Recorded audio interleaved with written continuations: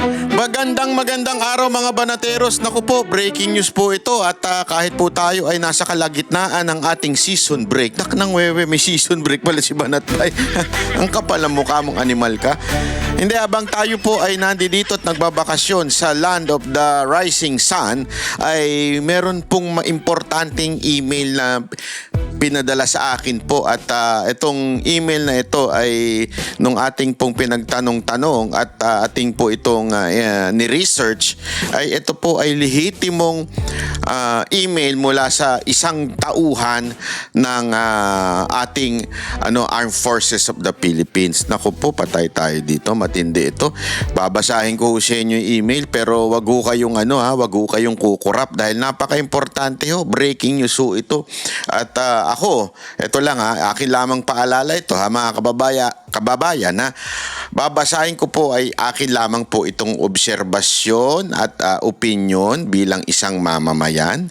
Hindi panawagan ng kaharasan, pag-aaklas o pagsuway sa gobyerno o sa sandatang lakas. Linawin ko po ito lamang ay aking pong binabasang email ay in-email po sa akin at tayo po ay itatanong natin bilang social media influencer o masasabi na nating vlogger. Akin lamang po itong babasahin at bibigyan ko ng aking opinion. Ngunit linawin ko, hindi po ako nananawagan ng karahasan, pag-aaklas o pagsuway sa gobyerno o sa sandataang lakas. Wala po tayong intensyon na ganon. Yan po ay disclaimer natin. Kaya lang, hindi ko naman po pwedeng hindi basahin ito dahil ito po ay email ng mga lehitimong uniform personnel natin. Alam nyo naman, napakalapit sa ating puso yung mga ganyang mga tao dahil yan naman po talaga ang nagpoprotekta ng ating konstitusyon. At yan po ang nagpapangaalaga ng ating seguridad sa, alam mo yun, sa labas, sa loob, at kung saan-saan. Diba? Yan po ang nagpoprotekta sa atin. Kaya importante na ang namamahala dyan ay talaga namang with integrity. At yung nandyan sa loob ay talagang sumusunod sa ating konstitusyon. Ulitin ko po, babasahin ko lamang po itong email, re-reactionan ko, bibigay ko sa inyo yung opinion ko at hindi po ako nananawagan ng karahasan o di kaya ng any form of violence or rebellion against our government or the AFP. Okay po? Ito po, basahin ko na po. Umawak po kayo sa inyong mga upuan dahil naku, hindi ko talaga agoy. Ayoko talaga sanang basahin ito, kaya lang napaka-importante kasi nung nabasa ko kahit po ako'y nalaglag sa aking upuan dahil ang lupit nito. Sabi ko, ano ba namang klaseng nangyayari sa bayan natin? Talagang palupit na ng palupit po talaga. Hay nako, ito, babasahin na natin ang kanyang nilagay na subject ay concern on an official influence affecting AFP discipline and moral. Naku po. Patay tayo dito. Good day, sabi niya. I'm writing this message not to attack anyone, but to raise a serious concern that many of us inside the Armed Forces of the Philippines have quietly observed for some time. Sabi ko sa inyo, kumapit po kayo sa inyong mga upuan. Nako, matindi ito. I'm a career military officer. I have served long enough to see how institutions slowly weaken. Not through open conflict, but through tolerated behavior that crosses boundaries. Naku po, ang lupit mga kababayan. Sabi niya, hindi naman daw ang atake ay nanggagaling sa labas at inaatake ang Pilipinas kasi yan ang trabaho nila, protektahan tayo di ba? Sabi niya, there is a growing concern among officers and staff regarding the presence and actions of a civilian individual who holds no official position in the AFP, yet appears to exercise influence within military spaces. This individual is the spouse of the current AFP Chief of Staff. Naku po, patay tayo dyan. Sana naman hindi ho ito totoo. Hindi ho maganda ito. AFP Chief of Staff, sana po hindi ho ito totoo dahil nakaka-degrade, di ba, ng ating moral. Bumababa ang moral ng ating mga kasundaluhan. Sabi daw itong individual na para bagang umaastang first lady, ganun ang datingan, isa daw, yung asawa daw, di umano nung AFP chief natin. Naku po, patay. Ay nako, Browner, I hope this is not true and I hope ako ito sinasabi ko ho ito mga kababayan again hindi para magrebelde kayo sa AFP. Sinasabi ko ho ito para ho magkaroon kasi hindi ho nila maisiwalat. Hindi ho nila kayang ilabas sa kanilang mga social media. They are not allowed. So nag-email na lang sila and in verifying some people, mukhang totoo yung sinasabi. Sabihin mo, totoo yung nag-email sa akin, nagaling doon sa uniform personnel. Now, kung ano man yung ini-email niya, sana sagutin. Sana ho ay hindi tablahin, hindi ho questionin o hanapin kung sino man yung nag-email, pero sana tugunan lang, di ba? Sana lang po ay alam mo yun, anuhin niya, tignan talaga kung totoo ba o hindi. Sabi dito, on multiple occasions, this person has been seen attending official AFP activities, meetings, both local and foreign trips without a defined role. Iba po kasi yung yung first lady ng o yung asawa ng presidente. Iba yun, talagang they have roles.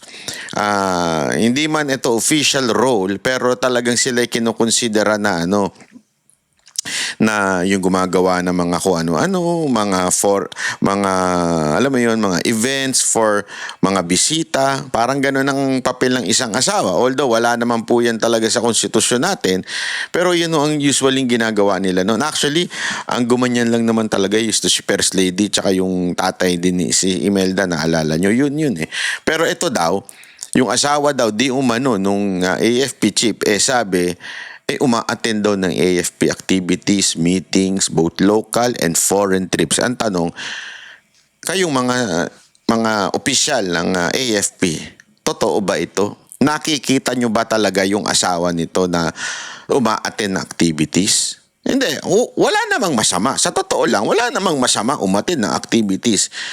Pero ito pa yung kasunod Speaking harshly to staff and officers. Naku po, patay tayo dito. Bako, di maganda to. Acting as if she has authority over personnel and decisions. Ito po ay email lang sa akin at atin pong itinatanong ito sa mga opisyal ng AFP kung totoo po ba ito. Creating fear and discomfort among officers who feel they must avoid her to prevent issues. Naku po. Gumagawa daw ng nagki-create daw ito ng takot at saka discomfort doon sa mga opisyal. Ewan ko, kaya nga alam mo, kayo ng mga opisyal ng AFP magsabing hindi totoo. Again I'm not saying I'm believing this. Okay? This is just an email to me. So hindi ko alam kung ito po ba'y totoo o hindi. Ito po yung email lang sa akin. Kaya nga po, ang nalaman ko lang at ni-research ko lang kung yung email na yun, yung taong nag-email ay talaga bang nasa loob pa ng AFP. In verifying some people, mukhang nasa loob nga.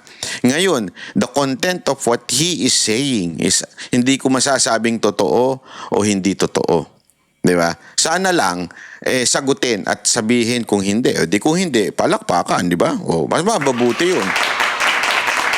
Pero kung totoo, naku po, sana itigil. Kasi marami pong medyo nagkakaroon nga ng nakikreate daw ng takot kasi naninigaw daw Takot at discomfort. This action, whether intentional or not, undermine the chain of command, affect morale, and create confusion among personnel.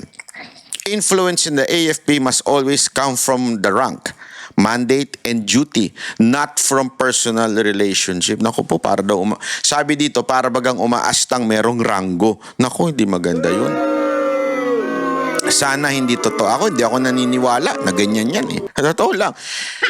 Hindi ako naniniwala na ganyan yung asawa ni AFP chief. Pero binabasa lang natin ito para ipahatid lang sa inyo yung mensahe na yung email na to. Baka kasi sabihin naman, hindi ko man lang na-verify ko na yung tao tas hindi ko man lang binasa. Baka sabihin, pinoproteksyonan ko.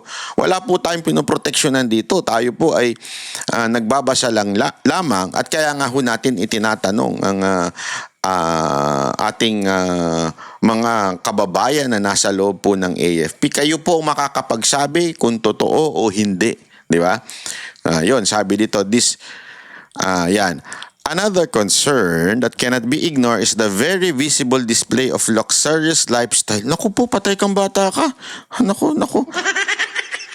Luxurious lifestyle by someone without an official government position or known source of income.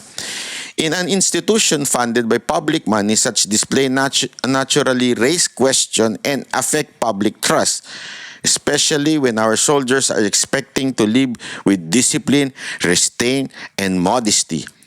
So sabi dito, bongga daw ang buhay. Yung mga sundalo daw natin, mga military daw natin, nagkanila sila ho ay nabubuhay ng may disiplina, restraint, and modesty. Pero yung ito daw hindi. Hindi ako naniniwala dyan. Hindi ako naniniwala. Hindi naman siguro. Baka naglolo ko lang itong nag-email sa atin na to. Kasi hindi ako naniniwala na ganyan yung asawa ni Browner. Wag naman. Browner, pasinungalingan nyo na nga itong nag-email na to kasi ang sama ng dating nito, di ba? Hindi ako naniniwala kasi ako naniniwala na ikaw ay may integridad at ikaw ay mataas ang moral. So, pasinungalingan mo nga ito para kung hindi totoo, hindi totoo. At least, di ba?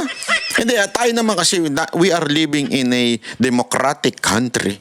We are living na merong kalayaan. So, kailangan pakinggan natin ang mga hinaing ng ating mga kababayan. Sa pagkakataong ito, hinaing ho ito ng isang sundalo. Actually, madami nga daw sila na ganun. Pero wala naman po silang planong masama o violente. Wala ho silang planong pagre-rebelde o whatsoever. Hindi rin po sila nananawagan ng kahit na nung resign. Pero sila po ay siguro concern lang kasi para bagang sa kanila professional lang AFP. So the top management o yung pinaka-leaders nila ay dapat ganun din daw professional. Many officers choose to stay silent out of respect for the chief of staff and the institution. However, silence should not be mistaken for acceptance. The AFP is not a family organization. It is not a personal platform. It is a national institution that belongs to the Filipino people. This message is sent out of concern for the integrity of the AFP, the morale of its officers and enlisted personnel, the trust of the public we sworn to protect. We hope that proper boundaries are respected and that an official influence, no matter how close to power, does not erode the professionalism of the armed forces. Respectfully, a concerned AFP officer. Naku po, patay tayo dyan. Again, let me iterate that tayo po ay hindi nananawagan ng kahit na ano. These are just an opinion. Ito po ay opinion lamang ng siguro nung nag-message na yun, nag-email. Not a call for action, overthrow, or disobedience, which is yan po ang sa tingin ko panawagan lamang niya, di ba? Ako din, panawagan ko po. Hindi Kahit na anumang karahasan, ayoko ho niyan. Ayoko ng karahasan. Alam nyo yan sa mga nanonood sa Banateros, lalo-lalo kay Banat Bay. Ayaw namin ng karahasan, ayaw namin ng rebelyon, ayaw namin ng kahit na anong pagsuway sa gobyerno o sa sandatang lakas. But we cannot ignore such email, di ba? Hindi naman natin pwedeng ignore lang yung email. Kailangan po maiparating natin sa kinauukulan, at dahil nga po ito'y concern na pampubliko, hindi po baka sabihin mo ba, bakit di mo na lang in-email si Browner? O ba't hindi, kasi remember, the position ng AFP Chief of Staff, iyan po ay public. Iyan po ay pampubliko. Sila ho ay public servant, even if they're military, lalo na talagang public servant sila. As a matter of fact, in our constitution, the civilian are higher than the uniformed personnel. Diba? Sabi nga all powers emanate from the people. So, karapatan natin na pag may nakita tayo hindi maganda, sabihin ng maayos, sabihin na mapayapa, at higit sa lahat, hindi ho ng gugulo at nag-engage into encouraging people to rebel against the government. Ako, I don't like rebelling against the government. You know that from the very start. You know that na I believe in Romans 13 verse 1, submit to the authority, for there is no authority under heaven or earth na hindi pinayagan ng Panginoon. That is not allowed by God. So ibig sabihin, kasi baka sabihin na iba, paano yan, Banat Bay? Kung sablay ang government official, sablay ang presidente, sablay ang itong AFP chief, ibig bang sabihin yan, Diyos sa may gusto niyan? Hindi ho. Iyan po ay pinayagan ng Panginoon na magkaroon tayo ng ganyang leader, inalaw niya yan, but still, kung pumalpak yan, kung may gawing kalokohan yan, iyan ang tinatawag na free will. Free will na ng tao yun. Ibig sabihin, kalayaan ng presidente kung gawin ng tama o mali. Ngayon, kung may ginawa silang mali, hindi naman ho sinabi ng Biblia na bawal silang punahin. As a matter of fact, dapat nga silang punahin. And because they are public officials, so we do it in public. Sana lang makinig ho. And again, wala ho tayong panawagan na kahit na ano, tayo po ay humihingi lamang ng sagot. At ito'y inilalabas lamang natin sa ating vlog, itong issue na ito, kasi ito'y importante, lalong-lalo na ho sa ating mga kababayan. Kasi alam nyo, ang mga military, yan na yung parang pinaka last na natin yan last hooray na natin ng may pag-asa at merong integridad sa Pilipinas. So, sa totoo lang, huwag na ho tayo maglokohan. Kaliwat kanan na po ang kapalpakan sa Pilipinas from anywhere, any branches of the government. Talagang sabit-sabit na ho. Involved in corruption, involved in luxurious lifestyle. So, ito na yung pinakalas nating, tawag dito, last nating pag-asa bilang mga Pilipino ay ang AFP o yung magpoprotekta sa atin mula sa mga tiwaling opisyal ng gobyerno. Diba? They are the protector of the people and the Constitution. Kaya importante yung integrity. At sila naman po ay meron talagang integridad. Sila naman po ay talagang meron namang disiplina at professionalism. Napaka-professional po ng mga kasundaluhan natin.